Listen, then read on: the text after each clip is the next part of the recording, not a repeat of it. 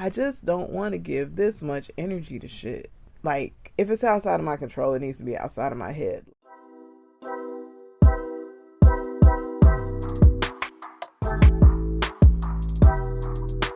Thank you for tuning in to today's episode of Sharon Let's Live with Marlene Dillon, Empowerment Specialist.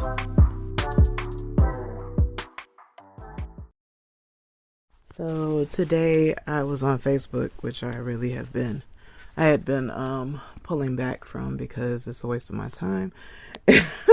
I realized that I have to use it for entertainment. Ignore my growling stomach. I have to use it for entertainment and not with the expectation that my work or anything like that will be seen or promoted because of the dumbass algorithm. So anyway, I finally accepted that after many, many years of posting on Facebook almost exclusively. So I was having one of those moments where it's like, if you like been in a relationship with somebody for a really long time and then you're just like all in, and then all of a sudden you're like, you know what am I getting out of this? This is bullshit. And then you hate that person and then you want nothing to do with them. So I had a couple of days of that.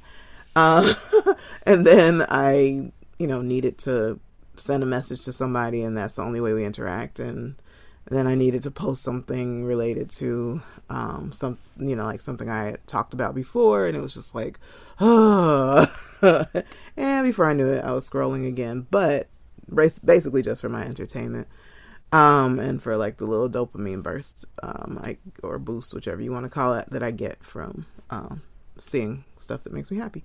So anyway, forgot what I was talking about. So I was on Facebook today. That's kind of the point. Excuse me. And I did a post very, very different than my usual. It's just an acronym, but I didn't say what it meant. It was just like, any guesses? And that's like what the acronym is what I want to talk about today, is that I'm in this new place of I don't give a fuck for my mental health. If you haven't checked, I cuss. That's very important. It's in the description or in the caption somewhere. Sometimes I forget to say it on YouTube, but it is in like the general description of my page, I think. But anyway, so here's the thing. Last week I had an interaction with a friend. I would say a new friend because we have been like associates. I don't know the difference.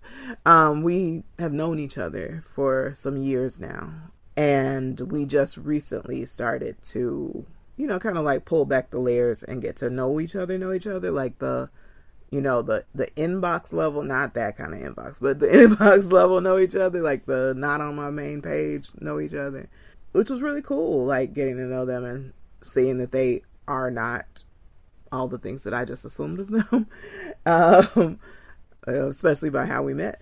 Anyway, what was my point? We ended up having an interaction that let me know that as much as I think that they're a cool person, great person, good intended, whatever, they're a good person, they have good intentions, that they also are not going to be a VIP because they showed me that they can't meet a very important requirement for being close to me. And it's not like I'm so that you got to be so but I do have standards, and I do have boundaries, and I do have requirements that are important to me because I am, for example, I am a communicator.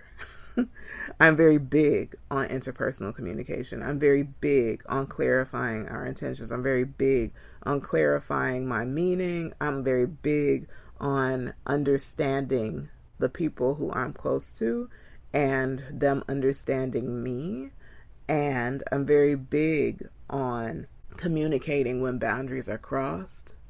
I'm very big on being aware of your deal breakers and that you're aware of my deal breakers so that we don't do that to each other.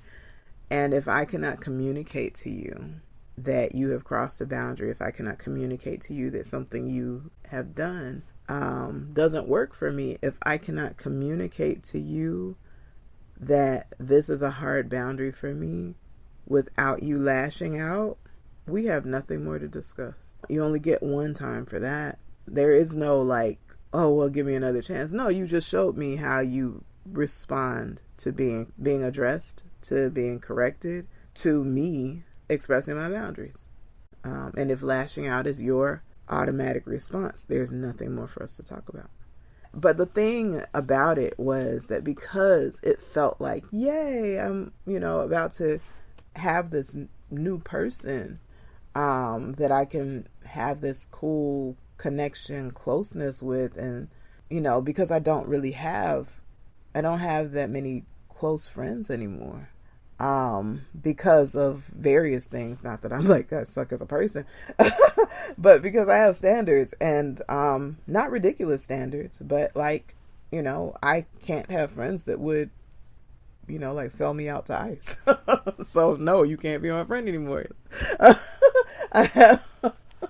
I can't have friends that like put my safety in danger. So you can't be my friend anymore. I can't have friends that, don't really like me. And your actions and your words let me know that you are merely tolerating me. Like, you don't need to stay anymore. Once I realized that, like, you're not really my friend, you just been around for many, many years, yeah, there's no reason for you to stay any longer. Like, I give people a really long, well, that sounds bad, but a really long rope. That's the only phrase I know.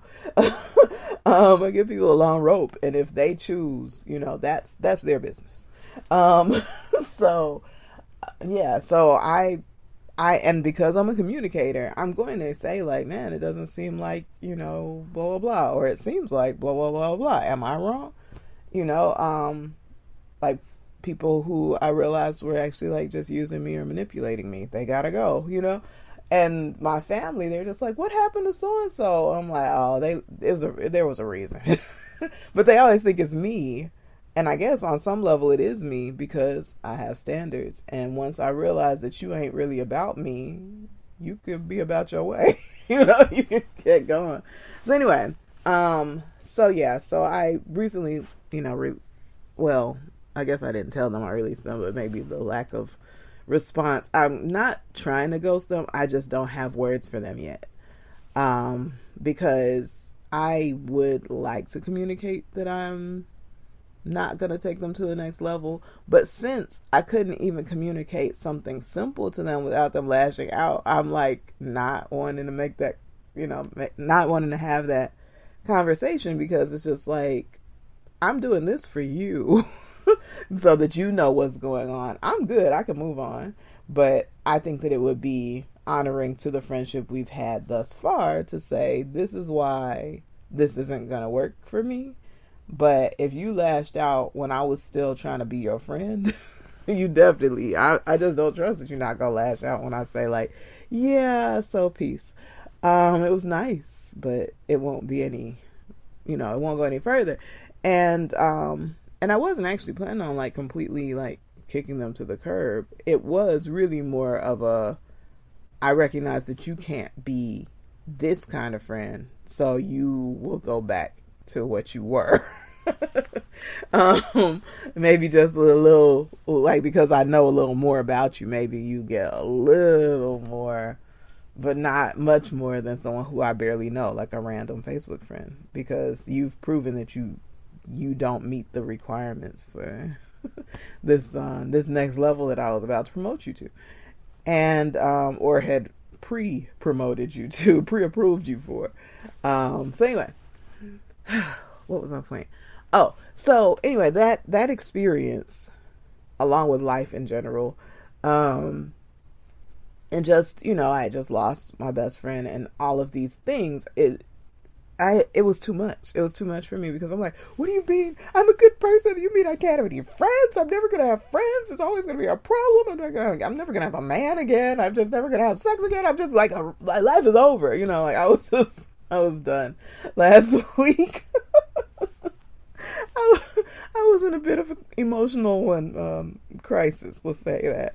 And I was just done. And, but the problem with that was that it's kind of problem blessing, is that I I reached to a point of, you know what? For my mental health, fuck it. And so I just started looking at everything, and I was just like, man, I don't give a shit. I'm about to take a nap.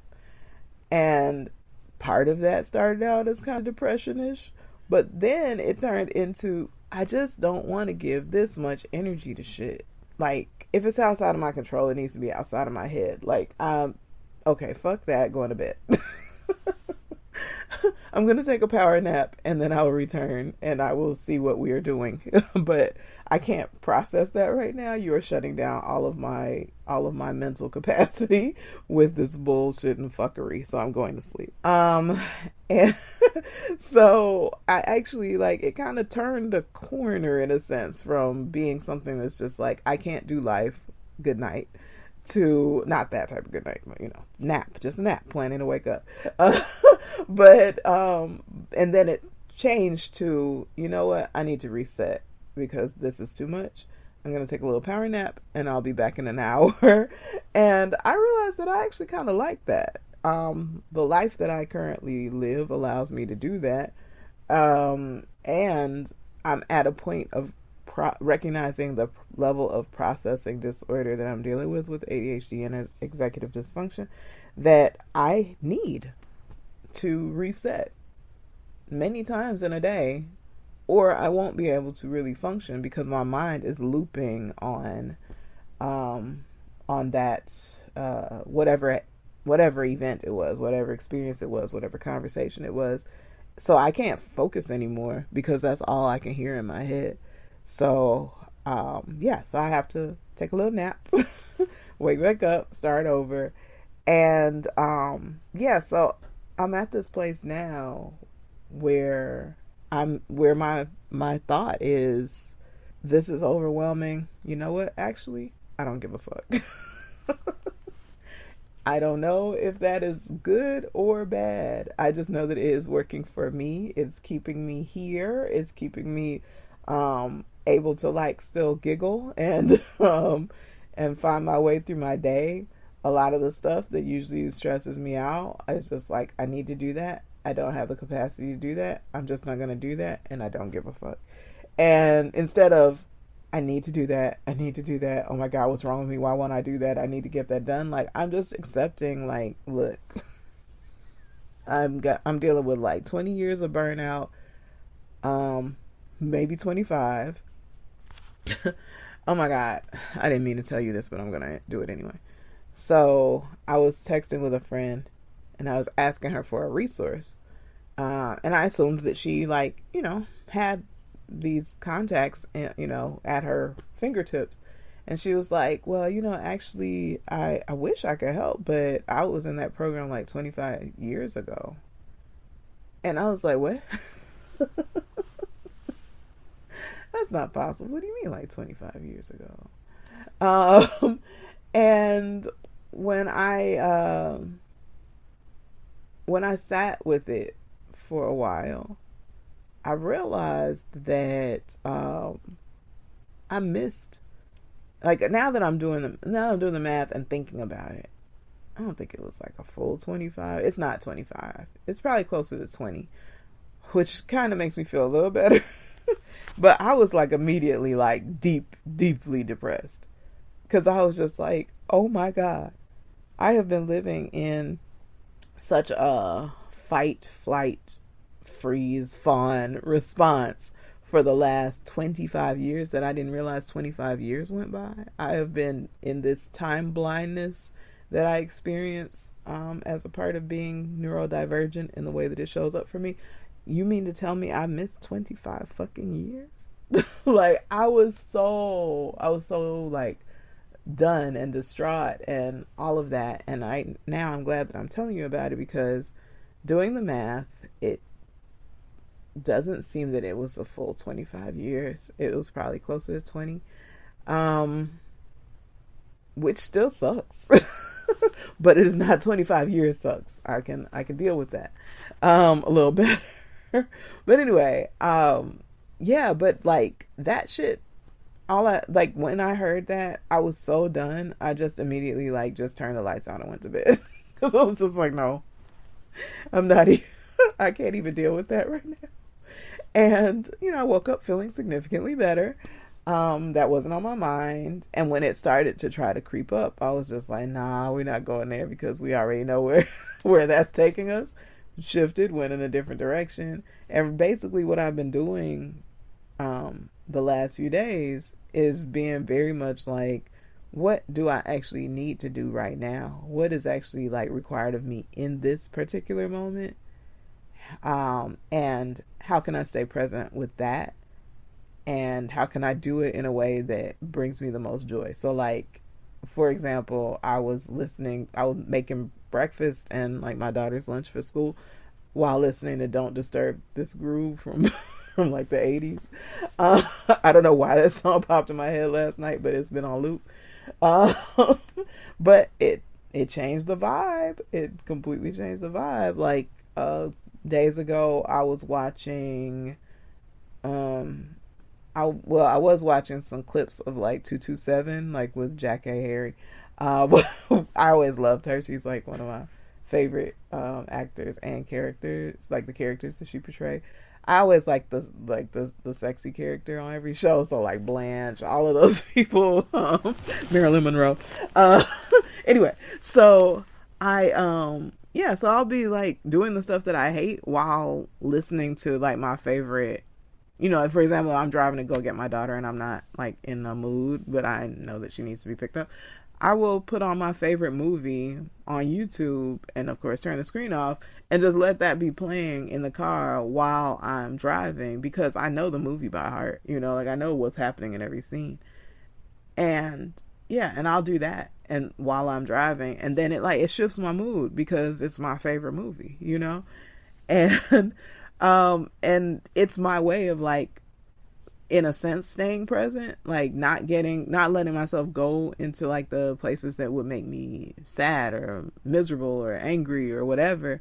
Like if you're a person who hates traffic, like listening to like your favorite music, like if you listening to Gasolina in traffic, you're having a totally different experience than if you're like just sitting there ruminating on what the fuck is irritating you. I hate traffic. No, like, put on some Sean Paul or something, I guess. I mean, his music is a little misogynistic now that I'm in a different place in my life. But whatever, the music is still, just listen to the beat. So, but anyway, blah, blah, blah. I think you get my point. Life is gonna life, and to some extent, taking on a I don't give a fuck vibe is helpful. I mean, if you're gonna do something about it, if it's something you can do something about, that's not like gonna be detrimental to anyone, including yourself, then go ahead and handle that shit. But if you're not in a place to handle it, ruminating on the shit is not good. That's not gonna help anything. It's just gonna put you in a bad mood, and it might make shit worse because you're not at your best. You're not aware of opportunities. You're not necessarily even in your right mind, quote unquote, when you're focused on bullshit. So you have more opportunities for more bullshit. So instead of doing that, do the shit you gotta do, be present with the shit you gotta be present with, but like make it pleasurable. Put some music on that makes you feel good. Have waterfall sounds going on in the background while you're working, like, or birds chirping or whatever the fuck, or the ones without birds chirping if that shit irritates you. Like, you just find your way. There's so many opportunities, especially with like YouTube and such, to do life in a way that is less, I was about to say less fuckery, but that's not the proper conjugation. That makes life less fucked up, I guess. Like, this is a season for a lot of people where trying to like maintain your sanity is a little bit hard because it's so much fuckery going on, and I'm doing what I gotta do. So if I gotta take a 15-minute nap, even though I've gotta leave in 30 minutes, I'm gonna get dressed fast as fuck and hop back in my bed and turn on Insight Timer and look for I think her name is something like Amanda Pennyliver or something like that. But anyway, she has a 14-minute what's it called? 14-minute power nap. And she actually wakes you up. Like, she's like, it's time to wake up now. And you're like, wait, what? But I've never slept through it. I wake up every time. But anyway, you got to find your way. Find your way. Do what works for you that doesn't hurt anybody else, including yourself. Anyway, I love you. This is Marlene Dillon, Empowerment Specialist with Sharing Let's Live. Have an amazing, whatever time of day it is for you. Blessings. Sharing Let's Live with Marlene Dillon, Empowerment Specialist is a free daily podcast. If you would like to send a gift of support, please visit mdillondesigns.com/support. To learn more about me, Marlene Dillon, Empowerment Specialist, please visit mdillondesigns.com. There you can find more podcast episodes, you can read my inspirational blog, you can check out my online store of personalized gifts featuring the characters from my empowering children's book, I'm Proud to Be Natural Me. You can find parenting resources, including my online communication course, Healing Our Families, Healing the Parent-Child Relationship. Please follow and share if you found this podcast inspiring.